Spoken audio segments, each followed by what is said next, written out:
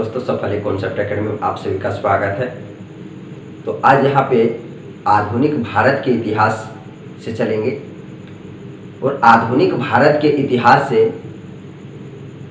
भारत में यूरोपीय कंपनियों का आगमन और इसके नेक्स्ट वाले वीडियो में, जो पहले वीडियो आपको जारी किए थे, उस वीडियो में उस सारे पॉइंट की चर्चा कर दिए थे और उन पॉइंटों की आज पूरा विस्तार से चर्चा करेंगे। तो पहला पॉइंट था कि भारत में यूरोपीय कंपनियों का आगमन और आगमन उसका पृष्ठभूमि तैयार करेंगे। तो ध्यान में रखिएगा कि भारतीय इतिहास में व्यापार वाणिज्य की शुरुआत हड़प्पा काल से ही माना जाता है। आपको बता दें कि ये जो गुजरात का जो क्षेत्र है, इस गुजरात के क्षेत्र पे प्राचीन कालीन, अगर हड़प्पा कालीन बोले तो लोथल नामक स्थान पे गोदीवाड़ा एक बंदरगाह था और इसी बंदरगाह से मेसोपोटामिया, मिस्र और कई अन्य देशों में व्यापार होता था, जो कि वो साक्ष्य आज भी प्राप्त है। तो इससे स्पष्ट होता है कि प्राचीन काल से ही भारत के ग्रीक अर्थात यूनानी और रोम अर्थात इटली के साथ अर्थात क्रिश्चियन युग के प्रारंभ होने से पहले और बाद से व्यापारिक संबंध अच्छे थे। ये ध्यान में रखिएगा। चीन एवं जो ऊपर का जो हिस्सा है, चीन एवं एशिया के अन्य हिस्सों से भी भारत के व्यापारिक संबंध अच्छे थे। भारत के प्राचीन सांस्कृतिक विरासत, आर्थिक समृद्धि और आध्यात्मिक उपलब्धियों जैसे दर्शन कला आदि से आकर्षित होकर के, प्रभावित होकर के और मध्यकाल में बहुत से व्यापारियों एवं यात्रियों का भारत आगमन हुआ। अब बात करेंगे कि आखिर क्या कारण था। तो ध्यान में रखिएगा कि जो व्यापारिक जो मार्ग थे प्राचीन काल में, तो प्राचीन काल में तो यहां से होकर के हो रहा था, लेकिन अगर मध्यकाल की बात करें तो मध्यकाल में हुआ क्या कि पुनर्जागरण हुआ और मध्यकाल में जो व्यापार जो हो रहा था वो स्थल मार्ग और जल मार्ग अर्थात दो मार्गों से हो रहा था। ये ध्यान में रखिएगा। जो मार्ग थे, तो मार्ग की अगर बात किया जाए तो दो मार्ग थे। एक तो आपका था स्थल मार्ग और दूसरा था जल मार्ग या समुद्री मार्ग जिसको कहेंगे। तो जल मार्ग दो मार्गों से व्यापार हो रहा था, ध्यान में रखिएगा। लेकिन ये भी थोड़ा सा बात यहां पे कर लेंगे कि आखिर यूरोप के जो वासी थे तो आखिर क्या कारण था। तो ध्यान में रखिएगा कि इटली में पुनर्जागरण का उदय हुआ और वहां से इटली से पुनर्जागरण का उदय से ही प्रारंभ माना जाता है। लेकिन थोड़ा आपको बता दें कि मार्को पोलो का जो चीन यात्रा वृत्तांत जो था, जो एशिया देशों का जो यात्रा वो किया था, तो उन्होंने अपने यात्रा वृत्तांत में एशिया देशों की समृद्धि और खनिज संपदा इत्यादि, कला संस्कृति इत्यादि का वर्णन किया था और इससे इन लोग आकर्षित हो करके और भारत से व्यापार, एक तो ये हो गया। दूसरा क्या हुआ कि व्यापारिक जो मार्ग था तो मार्ग तो चल रहा था, व्यापार तो हो रहा था, लेकिन हुआ क्या कि स्थल मार्ग और जल मार्ग से व्यापार हो रहा था। लेकिन यहां पे बात करेंगे कि जैसे यहां पे ये वर्तमान में अगर बात किया जाए तो ये आपका पाकिस्तान,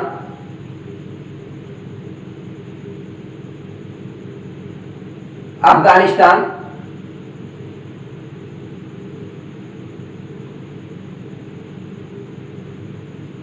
ईरान,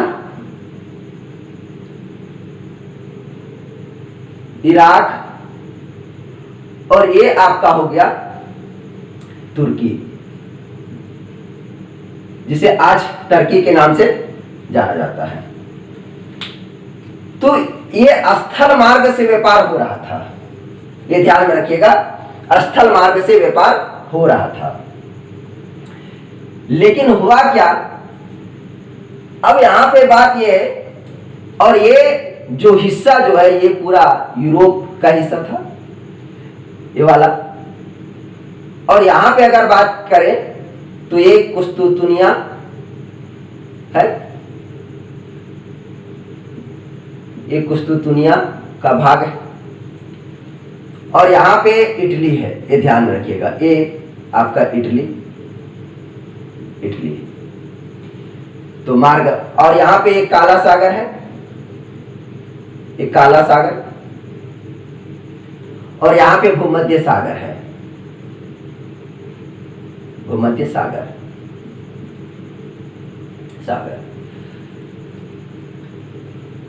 और बता दें कि ये आपका उत्तरी अटलांटिक महासागर, ये दक्षिणी अटलांटिक महासागर, और ये मेडागास्कर का द्वीप है, ये ध्यान में रखिएगा, और ये लाल सागर कह सकते हैं इसको, सागर। उस समय स्वेज नहर नहीं था, ये ध्यान में रखिएगा, उस समय स्वेज नहर नहीं था। तो दक्षिण पूर्व एशिया और भारत के साथ विभिन्न मार्गों से व्यापार हो रहे थे, जैसे पूर्वी फारस की खाड़ी होते हुए इराक एवं तुर्की लाया जाता था, जो वस्तुएं थे वो इराक एवं तुर्की लाया जाता था,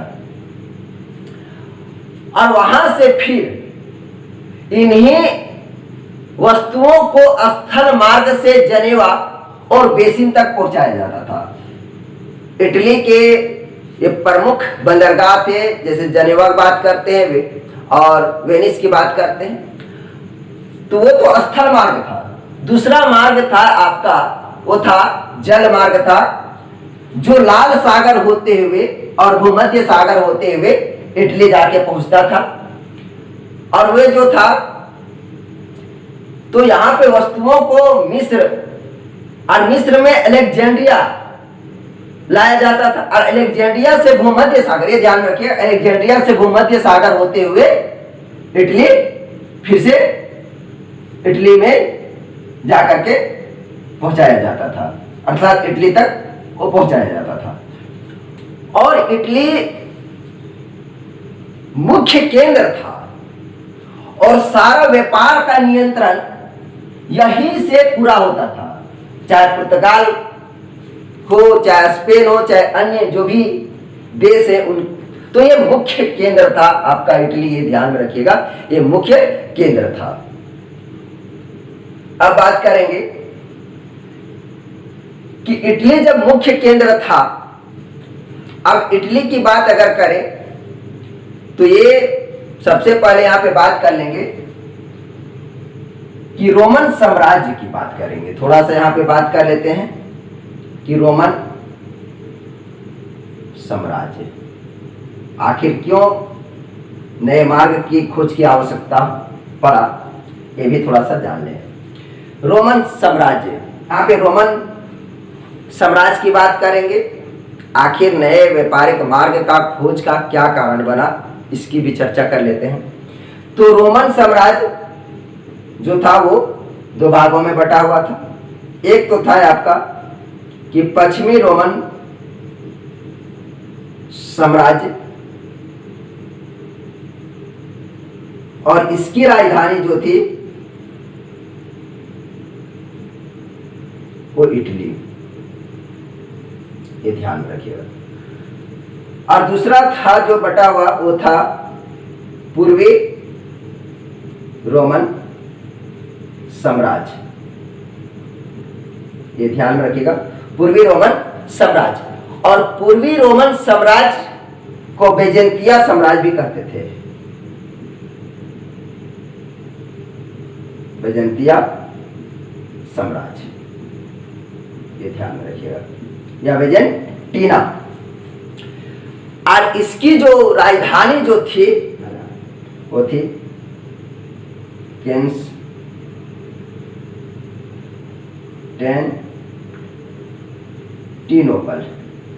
ये पे ध्यान रखिएगा। और इसी को कुस्तुंतुनिया भी कहा जाता था, इसी को कुस्तुंतुनिया, कुस्तुंतुनिया, ये ध्यान रखिएगा। अब यहां पे बात है कि ऑटोमन साम्राज्य, ऑटोमन साम्राज्य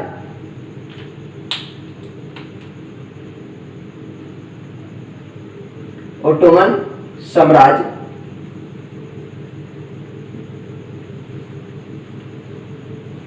और ऑटोमन साम्राज्य अर्थात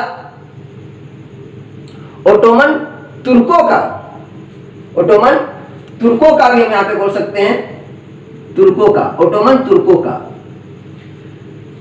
तो ऑटोमन तुर्कों का जो बात करते हैं तो उसी के उस्मानिया साम्राज्य, तो उसी में अगर बात करें तो उस्मानिया साम्राज्य, उस्मानिया साम्राज्य, तो उस्मानिया साम्राज्य और बेजेंतिया साम्राज्य में युद्ध हो गया। अब युद्ध हो गया तो हुआ क्या कि बेजेंतिया साम्राज्य का हार हो गया और उस्मानिया साम्राज्य विजय हुआ, और उसी के साथ कुस्तुंतुनिया पर अधिकार हो गया। ये ध्यान में रखिएगा कि कुस्तुंतुनिया पर क्या हो गया, अधिकार हो गया। और कुस्तुंतुनिया पर अधिकार कब हो गया, 1453 ईस्वी में। तो जब 1453 ईस्वी में कुस्तुंतुनिया पर अधिकार हो गया और नए साम्राज्य का भी उदय हो गया, ये ध्यान में रखिएगा। और यहां से नए साम्राज्य का उदय माना जाता है, ये ध्यान में रखिएगा, यहां से नए साम्राज्य का उदय माना जाता है। अब पूरा तुर्की पर अगर यहां पे बात करें, ये तुर्की पर अधिकार हो गया। अब स्थल मार्ग से जो व्यापार होके जा रहा था तो इस पर तो तुर्की का अधिकार हो गया। अब उस्मानिया साम्राज्य क्या किया, उस्मानिया साम्राज्य ने इस मार्ग से व्यापार जो हो रहा था उस व्यापार पे अत्यधिक कर लगा दिया कि अगर इस मार्ग से व्यापार करते हो तो तुम्हें अत्यधिक कर चुकाना पड़ेगा। अंततः यूरोप वासियों ने क्या किया कि इस मार्ग को छोड़ दिया, और छोड़ने का भी कारण क्या था कि यहां पे अगर यूरोप की बात करें तो भारत से जब वो व्यापार कर रहा था तो अर्थात यहां पे 26 गुना उसको महंगा पड़ रहा था, 26 गुना। ये ध्यान रखिएगा कि तुर्कों ने 26 गुना मुनाफे पे कार्य कर रहा था, 26 गुना लाभ कमा रहा था केवल तुर्क लोग। तो और महंगा हो जाने के कारण, और एक तो क्या था कि जो इटली के जो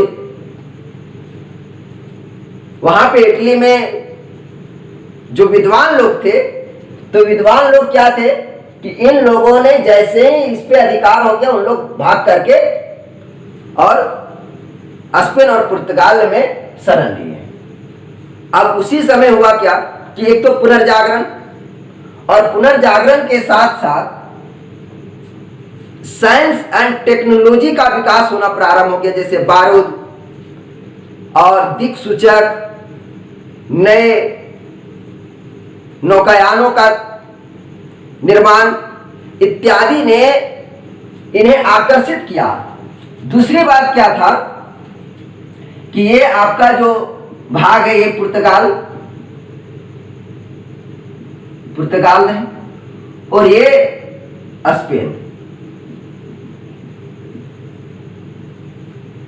अब हुआ क्या, एक तो सबसे पहला है कि उत्तरी अटलांटिक महासागर के तट पे इन लोग बसा हुआ था। इसका मतलब था कि नाविक के क्षेत्र में, और मत्स्य उत्पादन होता था केवल यहाँ पे, ध्यान रखिएगा। और ये शीत मतलब ठंडा जगह था, तो मसाले का यहाँ पे आयात और खपत ज्यादा होता था यूरोपीय देशों में।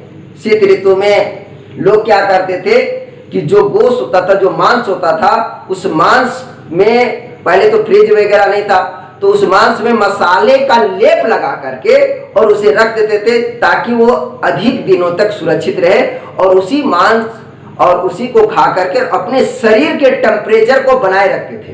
ये ध्यान में रखिएगा। तो कारण तो यहाँ पे बन रहा था कि मसाले का अत्यधिक मांग थी यहाँ पे, तो व्यापार करना तो जरूरी था। इसलिए इन लोग ने क्या किया, एक तो नई साइंस एंड टेक्नोलॉजी का विकास हुआ, पुनर्जागरण हो रहा था, तो एक नए मार्ग की खोज के लिए यहाँ पे प्रेरित हुए। और तो वहां के जो शासक थे, स्पेन और पुर्तगाल के शासक की बात करें, तो इन लोग ने नए मार्ग की, समुद्री मार्ग के खोज के लिए राजकोष की भी व्यवस्था कर दिए थे। ये ध्यान में रखिएगा। अब तो इन्हें नाविक जो थे, उन नाविकों को वित्तीय सहायता भी प्रदान किया जा रहा था। अगर बात करें कि पुर्तगाल के नाविक, जिसे प्रिंस हेनरी या हेनरी द नेविगेटर भी कहा जाता था, तो हेनरी द नेविगेटर, नेविगेटर का मतलब होता है नाविक के क्षेत्र में योगदान देना। तो उन्होंने क्या किया कि सबसे पहले स्पेन निवासी, सबसे पहले समझ लीजिएगा कि स्पेन निवासी कोलंबस जो था, वो समुद्री मार्ग के खोज में वो भी निकल पड़ा। तो वो निकल पड़ा तो क्या हुआ कि वो भारत ना पहुंच करके, और वह उत्तरी अटलांटिक, उसका विचार था कि अगर हम उत्तरी अटलांटिक महासागर के 6000 किलोमीटर अगर हम पार करेंगे तो हम भारत पहुंच जाएंगे। लेकिन हुआ क्या कि वो उत्तरी अटलांटिक महासागर के पार करते हुए और वो पहुंच गया अमेरिका। और 1492 ईस्वी में उन्होंने अमेरिका का खोज कर दिया, लेकिन मृत्यु उपरांत उससे यह भी नहीं मालूम पड़ा कि यह अमेरिका है। ये ध्यान में रखिएगा। अमेरिका का नामकरण बाद में हुआ है, ये भी ध्यान में रखिएगा। तो उन्होंने इसे जो था तो इंडिज कहा, और यहाँ के जो निवासी थे वो रेड इंडियन थे, ये भी ध्यान में रखिएगा। तो अंततः क्या हुआ, उसके बाद पुर्तगाली जो प्रिंस जो था हेनरी द नेविगेटर ने बार्थोलोमेडियाज को भेजा, और कई बार इन्होंने यहां से कई बार आया और क्या किया कि एक अफ्रीका जो बोलते हैं अफ्रीका महाद्वीप का इन्होंने मैप को तैयार किया, जो मान्य नहीं था। और बार्थोलोमेडियाज क्या किया कि आया, तो उसने क्या किया कि उन्होंने केप ऑफ गुड होप तक आया और उसकी वो खोज कर दिया। तो खोज करने के बाद वो फिर पुनः चला गया। फिर बहुत सारे खोज हुए उस समय। मैगलन जिसे प्रमुख माना जाता है, कोलंबस हो गया, मैगलन हो गया, बार्थोलोमेडियाज हो गया, वास्को डी गामा हो गया, ये सभी प्रमुख नाविक के अंतर्गत थे। जैसे मैगलन की बात करें तो मैगलन ने पूरे संसार का भ्रमण कर डाला था, ये भी ध्यान में रखिएगा। तो बार्थोलोमेडियाज जो था, तो बार्थोलोमेडियाज तो आया लेकिन वापस चला गया, भारत तक नहीं पहुंच पाया। उसके बाद बात करें केवरल को, तो केवरल भी आया लेकिन वो भी फिर वापस चला गया। 1498 में वास्को डी गामा जो नाविक था वो दक्षिण अफ्रीका का चक्कर लगाते हुए और उत्माशा अंतरित होते हुए, ये आप ध्यान रखिएगा कि यहां से वो चला और इसका चक्कर होते हुए, देखो मेडागास्कर, ये बोल रहे हैं मेडागास्कर होते हुए इन्होंने एक कालीकट बंदरगाह पे पहुंच गया। तो इस प्रकार से अगर यूरोपीय देशों की बात करें तो यूरोपीय देशों का जो भारत आगमन जो हुआ वो समुद्री मार्ग का खोज का यही कारण बना कि समुद्री मार्ग का खोज, क्योंकि उस्मानिया सल्तनत का तुर्क पर अधिकार हो गया। जब अधिकार हो गया तो व्यापार अवरुद्ध हो गया, और जब व्यापार अवरुद्ध हो गया तो व्यापार अवरुद्ध हो जाने से इन्होंने एक नए समुद्री मार्ग का खोज पता लगाया और अंतः व्यापार भारत से इनको करना था। चूंकि ये इन क्षेत्रों की बात करें तो यहाँ पे मसाले का अत्यधिक मांग थी। मांग का भी कारण आपको बता दिए किस कारण से मांग थी। तो इस प्रकार से इन्होंने भारत तक की यात्रा को वास्को डी गामा आपका कालीकट बंदरगाह पे पहुंचा। वो भी पथ प्रदर्शक, गुजरात के पथ प्रदर्शक की सहायता से वो आपका आगे की चर्चा करेंगे। जब पुर्तगाली का भारत आगमन की बात करेंगे तो उस समय आपको बताएंगे पूरा डिटेल। तो पृष्ठभूमि आप देख लीजिए, पृष्ठभूमि आज का ये पृष्ठभूमि था और इसी पृष्ठभूमि से हम पहला पॉइंट हमारा पूरा हो गया।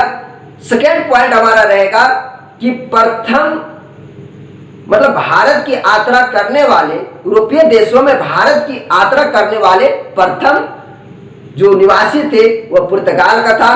तो पुर्तगाल का भारत आगमन से करेंगे समुद्री मार्ग का खोज और इसी के साथ हम लोग प्रारंभ करेंगे। तो दोस्तों, अगर आपको वीडियो पसंद आया हो तो प्लीज वीडियो को लाइक कर दें और वीडियो को अधिक से अधिक आप शेयर करें और ध्यान रखें कि आप नेक्स्ट वीडियो के लिए आप इंतजार करें। नेक्स्ट वीडियो बहुत ही जल्द आपको देंगे और उस समय आपको बताएंगे कि पुर्तगाल का भारत आगमन और पूरा विस्तार से चर्चा करेंगे, क्योंकि मेंस और पीटी दोनों की तैयारी के लिए बेहद होगा। तो दोस्तों आज इतना ही, धन्यवाद।